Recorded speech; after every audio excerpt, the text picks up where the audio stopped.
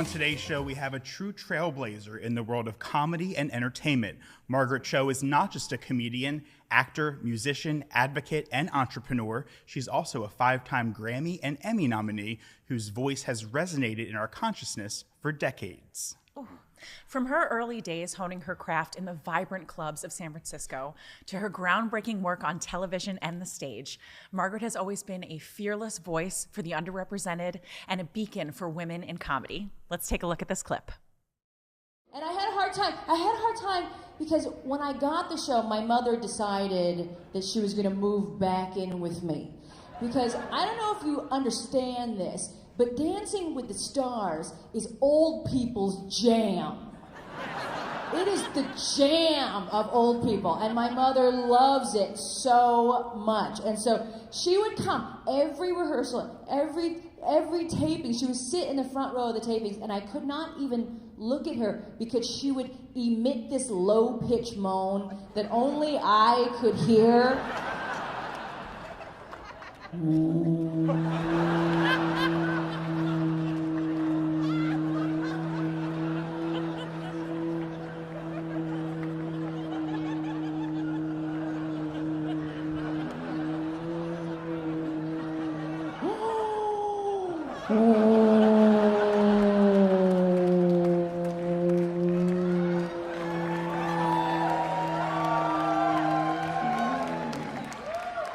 She had never moved so quickly before.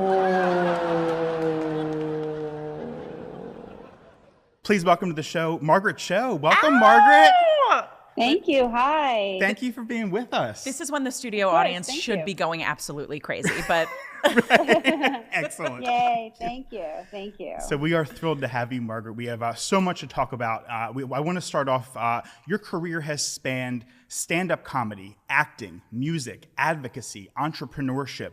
What initially, Margaret, drew you to each of these fields, and how do they sort of intersect in your creative journey? Well, I think it's just really about stand-up comedy. All of it is really like I relate to everything through a stand-up comedy lens, if that is like a real thing. But I think like even acting to me is similar to stand-up comedy, and like, you know, just trying to find emotions within, like I do with like comedy. I try to make it come alive, and that's sort of what I do as an actor. And then with music, I started out doing mostly like comedy music. Now it's really just become its own thing. But I love just to play around. I love to play with musicians. So for me, it's about collaboration there, and it's really exciting. It's just a different way of communication. But everything that I do is really kind of about stand-up comedy. I love that. I love that. So one of the things that I really love about you is that you've been such a trailblazer and a legend in the comedy scene for decades. And I will tell you, I mentioned this before we started, that I distinctly remember downloading your comedy tracks on Napster and burning them onto CDs for my friends. So I'm pretty sure I owe you some royalties for that, because that's true. So cool. That was not legal. I love that. I think it's really amazing. You know, I really love when my work gets sort of passed around that way. And I mean, to me, it's really all really special. So that's fantastic. I love that. Can you tell me a bit about how your comedy has evolved in the last like 20 years?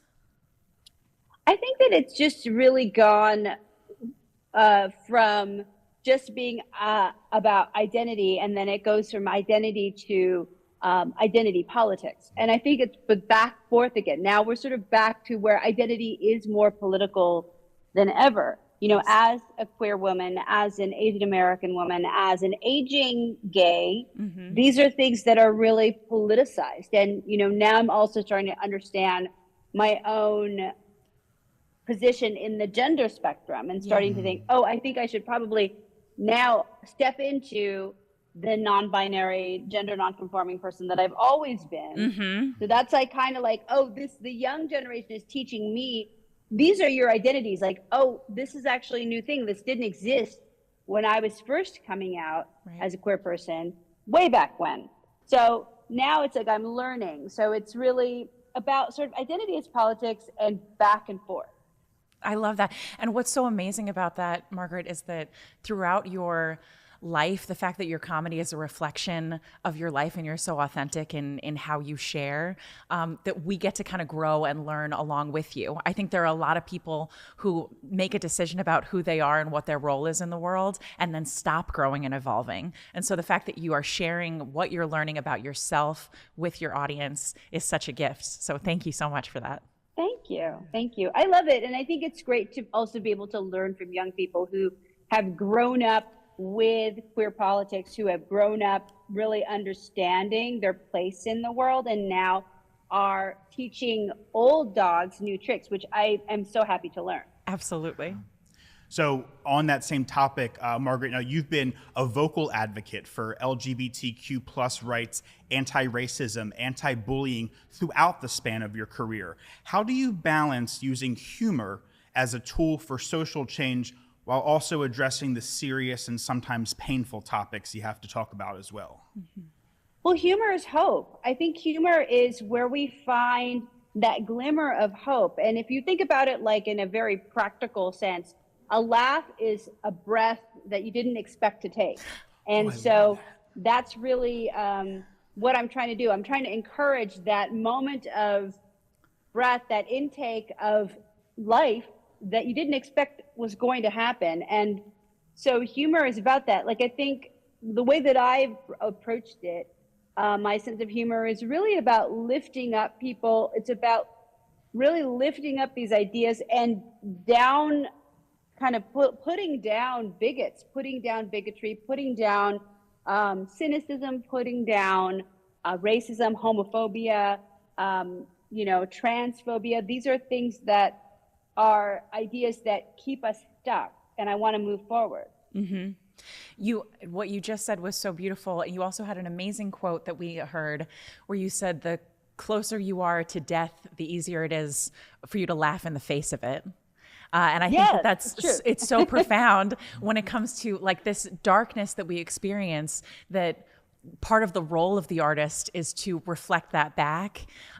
Yes. And the more that you kind of are exposed to and accept the darkness in life, the more you can find the humor and joy and brightness in it. I love that, like, a laugh is a breath you weren't expecting to take. That's honestly trademark. TM. Put that on a shirt. That is iconic. But it's all about survival. It's like, I think humor and hope go hand in hand in ensuring our survival, because you want to stick around to see what happens. And it's something that I want to impress upon young people who are in a place of struggle, like who are, struggling with their own identity within really combative places like schools where they're getting bullied. Because I got bullied a lot for being queer as a kid. Yeah, of course. So I know what that feels like. So it's like a very difficult thing. So to encourage hope and to encourage optimism to somebody that's sort of in that situation is really, really vital. That's so beautiful.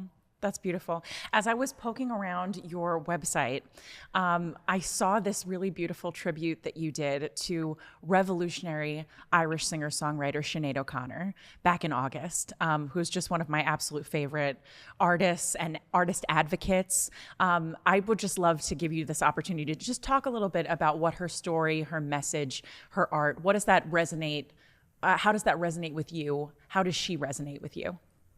She was so amazing. I mean, just as a rock star, an icon. And then I did actually get to meet her, oddly, over Zoom. We did The View together, which was really interesting during COVID.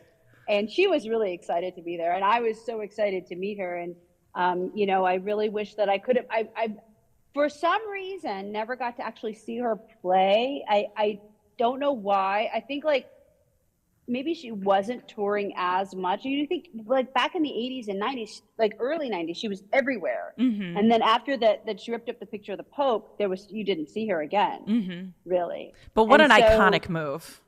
Such a great thing. And she was alerting us to the fact that the Catholic Church were molesting children, which is such a common thought now. Like, we all know this is a truth. But then it was such a revolutionary thing that she was trying to call attention to.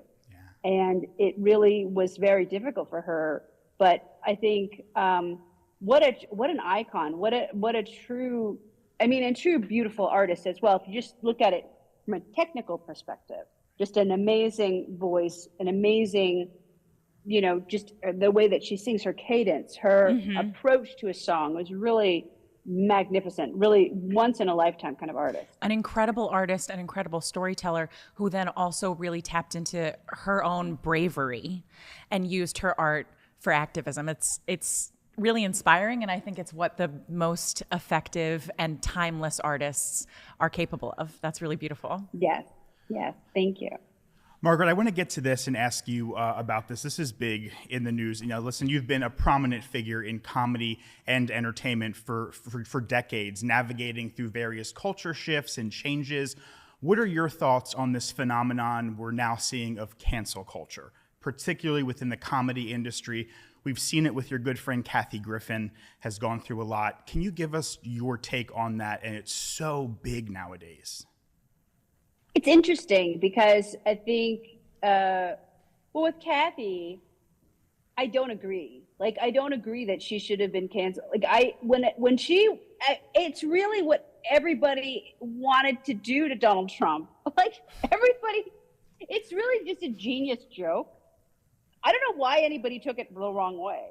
Like, I don't know why she got canceled for something that really was just a joke. And if we had sort of received it from a male, like, I think we wouldn't have done that. And the thing about it is that, like, it's unfair. With her, it's unfair. I think ultimately, though, that cancel culture in general is a way for society to police itself to make language more fair. So there's a lot of things about sort of the idea of cancellation that I understand, that I agree with to an extent. Like, I don't agree with censorship, but I do agree with society defending trans rights, defending queer rights, defending women's rights to choose, defending itself against racism. To understand when racism happens, we want to correct it. So the impetus to want to cancel, I think there is a nobility to it that I get. With Kathy, like, Kathy's my good friend. Kathy is somebody who's also very resilient. And, she's back. She's out on tour. She's doing great. And so there's a sense of there's life after quote unquote cancellation. But with her, I don't believe that she was exactly fairly canceled. It wasn't fair and it wasn't right because it was a joke. It was a joke in a very visceral way, but there was so much truth to it. I think that's why people reacted so much to it. Makes sense. There's so much nuance, and I feel like we want things to be black and white and just put them in a box and say this person is the bad guy and this person cancel this because they said this one thing. But there's so much nuance and it's complex, right? So you want to see the whole person, you want to see the whole artist and not cancel people because of one instance. Right, totally. So, Margaret, unfortunately, our time is already coming up with you. We wish we could keep you for so much longer, but we would be remiss if we didn't mention, you mentioned your friend Kathy's on tour. You're also on tour. So we want to talk about, I want to talk about Live and Livid. And Kerriann had a really good question. We want to know 3 things you're livid about right now. Yes, and I'm gonna tell you why, Margaret. So I love this Live and Livid. It's so in touch with what we're talking about here, this idea that every artist has a story, has a message, has something they want to share, right? And so we're not just the product that we put out. And I love this idea of being loud and brave and fearless with your advocacy. And I would just love to hear, as boldly as you want to share, what are 3 things that you're livid about? Well, the 3 things, they're all related to the death of Nex Benedict. The death of Nex Benedict in Oklahoma is so infuriating because here is a non-binary child who was murdered at school, which I think people are trying to gloss over this idea. This was a murder that happened at school because of transphobia, because of hateful rhetoric passed down through these bathroom laws. And now we have a politician who's running in North Carolina who's running for governor, but he's saying that if you're confused about what bathroom to use, go outside and use a corner, which to me, how is that okay for a politician to say? How is that okay for somebody trying to be an elected official say that? And then we're talking about a child. Like, this is so infuriating. And then on top of that, we have Oklahoma officials coming back and saying, we're trying to get this filth out of our state. They're talking about a child. Filth is not a child. The filth is your mind thinking about this young non-binary person as filth. That's what's filth. That's what's the wrong thing. So I'm so angry about all of these aspects of, first, the needless death of a young trans non-binary person, the horrifying justifications that they're doing around it, the bathroom laws, these politicians who are getting a platform or using their platform to promote hatred, to promote further violence. And, you know, this is all about trying to push this weird Christian evangelical agenda that isn't even Christian, because Jesus Christ himself would be loving in all of these situations. Jesus Christ himself would say, use whatever bathroom you want to use. Like, that's the truth of it, is Jesus would not be so hateful. Jesus would be very adamant about saying, don't use my name. Jesus would not allow it. Margaret, I so appreciate that, because I think about this when we had basketball players and people in sports, and folks were saying, just dribble the ball, just throw the football, like nobody cares about your opinion. I think it's quite the opposite of that. I think that we as artists, you as an artist, have seen so much and met so many people. You have really something valuable to share about the sides of the world that you've seen. And I so appreciate your honesty and your voice adding to this, because it's so true that it's the darkness that brings out the kind of light. We have to be exposed to the bad things that are happening in this world so that we can find the joy in each other. And so I'm so grateful to you for what you're doing and for your advocacy. Thank you. Thank you so much. So, Margaret, before we say goodbye, we have to talk about the tour, and you're going to be very close to us here in Wilmington on March 29th. Your tour is going to make a stop at the Fillmore, a wonderful arena in Philadelphia. So tickets are still available. We go to margaretcho.com for tickets, I hear. Is that correct? That's right. Thank you. Right. Sounds good. Margaret, thanks so much for being here. We hope that you will come back and spend some more time with us in the future. It's been a real honor to talk to you today. Thank you so much. Thank you. Thank you. Take care, Margaret. A big thanks to Margaret Cho. You can check out her website, and for more information on her comedy tour, visit margaretcho.com. We will be right back.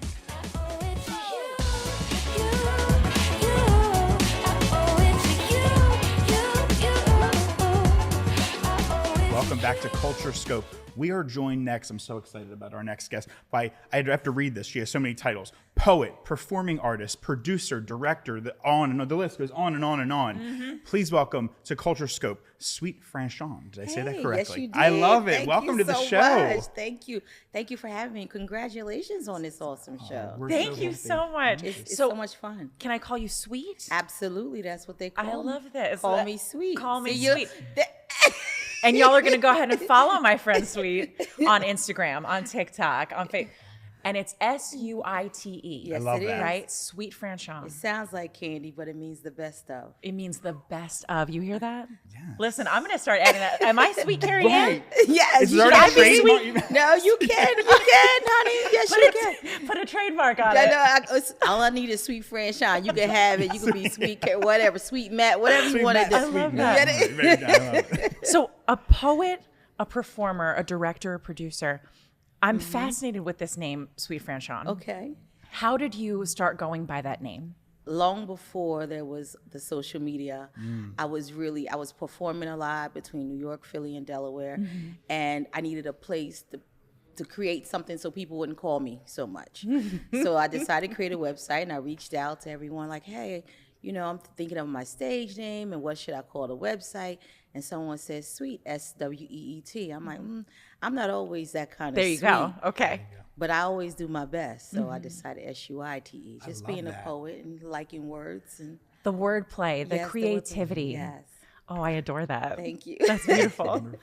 So tell us a little about yourself. Are you from Delaware, from Wilmington? Absolutely. Born and bred. Born and Absolutely. bred, Wilmingtonian all day. All right. I'm glad to be here and proud of my city. I'm proud of the growth. I'm proud of what I'm seeing. CultureScope is one of those things we had hoped to see years ago when we started doing open mics and things like that, to bring culture and arts to the city and want people to stay here and have a reason to stay.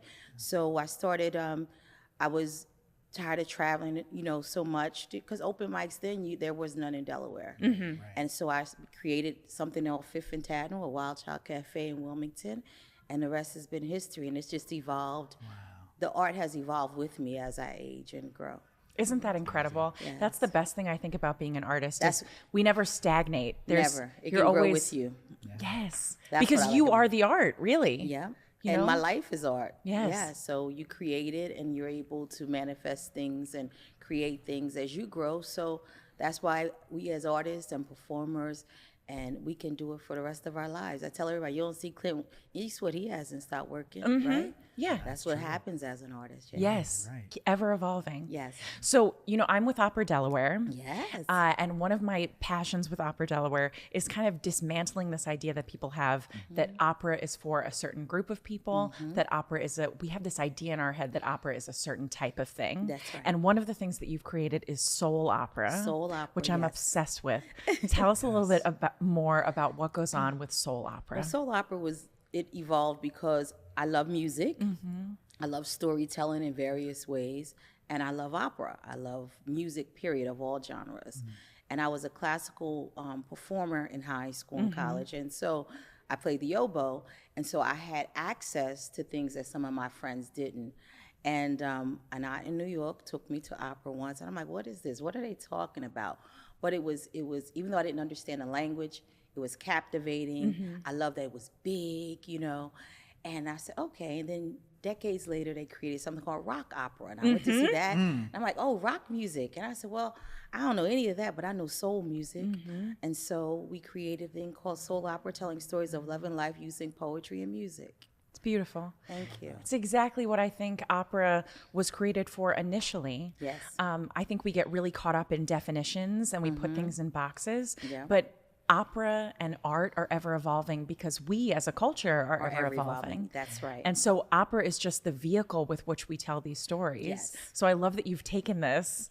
It is exactly what needs to be happening in Delaware. Thank This you. level of creativity and collaboration. It's so beautiful. Yes, thank you so much. And like I said, I was just blessed. Hey, each time I can evolve and create what I've been exposed to in my own way. Yes. So that's what happens. I'd like to ask you, where did sort of this creative part of you come from? A lot of us, it comes from childhood, and we're exposed to Absolutely. something that creates a spark, and then it just Trauma. ignites. Hey, trauma. Is it trauma though? Trauma. America, is it trauma? Yes. I'm just saying, when you experience some trauma, some of us go in a dark place, some of us use our imagination. I use my imagination.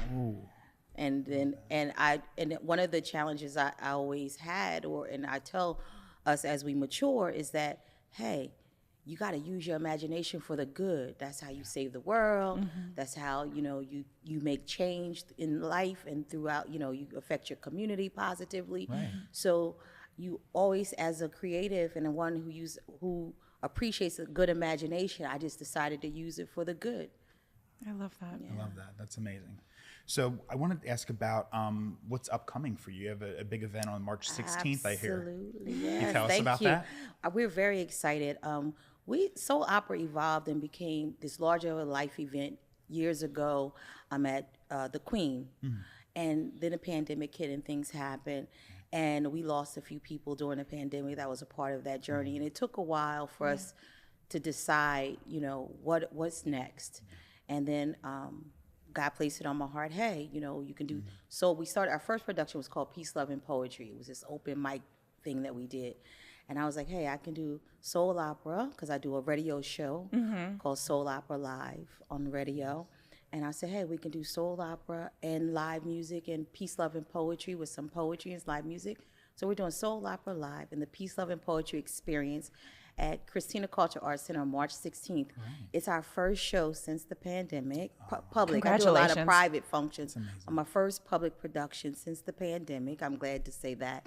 And it's also my birthday weekend. So Mine Listen, too. y'all better- When's your birthday? March 17th. 14th. Shut up. Let's go. Right, let's Team do- Pisces. Right. Yes. Now they really need to show up. Yeah, Right, Now they right. really show because I up. show We're off on my celebrating. birthday. Good. Okay, I show off. If I put my eyelashes on, it's on. That's how you know it's on. That's how you know it's on. When the eyelashes, come on, eyelashes it's are a on, wrap. I love this. We see in you so much joy. Thank you. But I love that you kind of got to the heart of what it is to be an artist, which is this like advocacy, working through trauma, working through the difficult realities of life, and then finding and shining a spotlight on the joy that comes from that. Yes. I think that's so special, and I'm really so honored that you're doing it here in Thank Delaware. you so much. My grandmother always said you got to find some joy in the dark times. Yeah, that's right. So true. And so I'm blessed to create it and like to share it with the world. It's my little light, you know. We're blessed to receive it. Thank Absolutely. you. And Thank sharing you so it. much. Thank you so much so for being good here. to meet you guys. Nice to meet you. Thank you. Please come back. I know you have a lot more ahead. Absolutely, and I love to support you both in every way I can. And we got to see you on your birthday. Yes, we'll do Okay, it. Yeah, let's we'll make go. it happen. Absolutely. Well, thanks, and best of luck with your show. It's an Thank you. awesome and much needed platform. Can we tell the viewers where they can find you, where they can follow you? Oh, yes. We want to make Yes. sure they're following you on social media. Yeah. What's your handle? Call me Sweet, SUITE, or my website, SuiteFranchon, SuiteFranchon.com. Everything's there. Wonderful. You can Google me, you'll find me. Just spell it right. Right. Hell. Before we let this beautiful lady go, we'd be remiss if we ask all our guests about mental health, because arts and mental health really go hand in hand. And that's something that we talk about a lot on this show, and I know that we want to ask her about that as well. I'd love to talk about how with soul opera, how do you see that affecting people when you're creating this larger than life, really collaborative, creative spot? How do you see it affecting artists to be able to collaborate in that way? How do you see it benefiting the community? Well, first of all, we pay our artists. God bless us, everyone. Listen, Art is work, okay? that's right. It is. It takes a lot of work Yes. before we get to that stage, Yeah. to that performance. Yeah. If we take, because we want to give you our best selves. It's our best selves in that moment. And sometimes we push through a lot to give you our best selves, whatever that creative outlet is. And it benefits the community because we all need a safe space. We all need a safe space to leave everything at the door for a moment, to regenerate ourselves, to be able to just hold this, all of that's happening, I need a moment, And I think everyone that comes, we make sure you walk out having a good time. We pride ourselves in having a high vibration Yes. for at least 3 hours. I you love know? that. And that's needed. And some of us don't know how much we need it until we experience it. And so to me, it's important that people remember and feel a good time, they feel seen, and most importantly, they feel appreciated that they spent their time and money with us. I love that. Sweet, it's interesting because with our cell phones, with the internet, with social media, we feel like we're super connected at all times, right? Like we feel like everybody knows what's going on with everybody else. But to have an opportunity like this, like what you're describing with soul opera, to be in the same place, to make eye contact, to feel the vibrations literally of artists, Exactly. right? Yes. That's how we build community. That's how we build community. And that's how we take care of each other. That's how we take care of each other. That's right. We don't ever know who needs a hug. And because of where we are in society, the phones, we don't share individual energy enough. And we need that with each other. So this is a safe space for anyone to come. You can come alone and you're going to find a friend. You can come alone. We're going to have a good time. And like I tell everybody, I will give you all I got for those 3 hours. Yes. That's the gift of being an artist. Yes. That's just Your positivity radiates. Like It really you feel does. it. You feel it. Thanks. It really Thank you does. so much. It truly does. Thank you. So March 16th, and March y'all better 16th, show up. yes. 6 Christiana, o'clock. 6 Christiana o'clock. Cultural Center, and bring a present because it's Sweet's It's birthday. a birthday. Yes. The only gift is the gift I'm giving to you. How about that? Listen, That's really look it. at this woman. That's why I do it on my birthday, because I want to give. I want to start that new birth year out giving what God has gifted me with. I love Sweet, it. you are such a bright light. Thank you. Thank you Thanks so much. Thank you. Our thanks to Sweet. Again, you can follow her on all of your social media platforms at Call Me Sweet, SUITE. That's right. We got it. We want to thank her and our guest and our other guest, Margaret Cho, for being here today. And we will see you on the next episode of CultureScope.